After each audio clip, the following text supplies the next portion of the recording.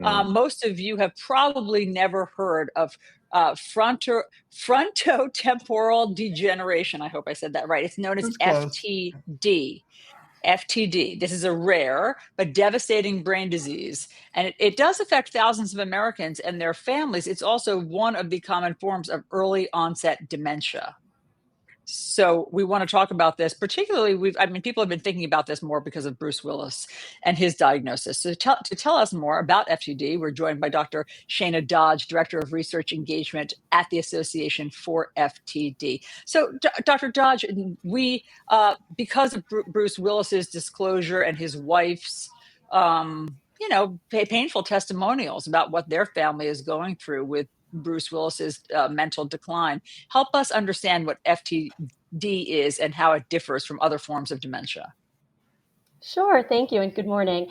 So FTD typically manifests or gets diagnosed between the ages of 45 and 64, making it the leading cause of young onset dementia compared to something like Alzheimer's, which people tend to be more familiar with, which is a type of dementia that tends to be more associated with older age.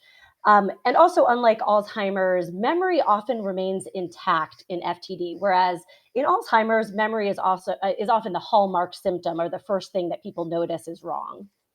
So what are some of the early signs or symptoms that families should be aware of with this? Sure. Well, FTD is a progressive disorder, so symptoms do worsen over time. But early signs may include seemingly minor personality or speech changes that are often dismissed. As FTD advances, additional types of symptoms tend to emerge that impact things like thinking, behavior, personality, language, or motor function, movement. Where's the research here on potential cures or even medicines that may lessen the impact?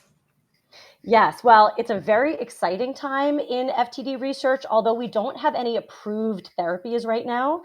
There are a number of clinical trials underway that test both symptomatic interventions, things that can help with the challenging symptoms of FTD, as well as treatments that are being tested right now that could potentially stop or slow the progression of FTD. So we're in a very exciting time, and people with FTD should certainly talk to their neurologist, their clinical team, to see if there's a clinical trial they may be interested in.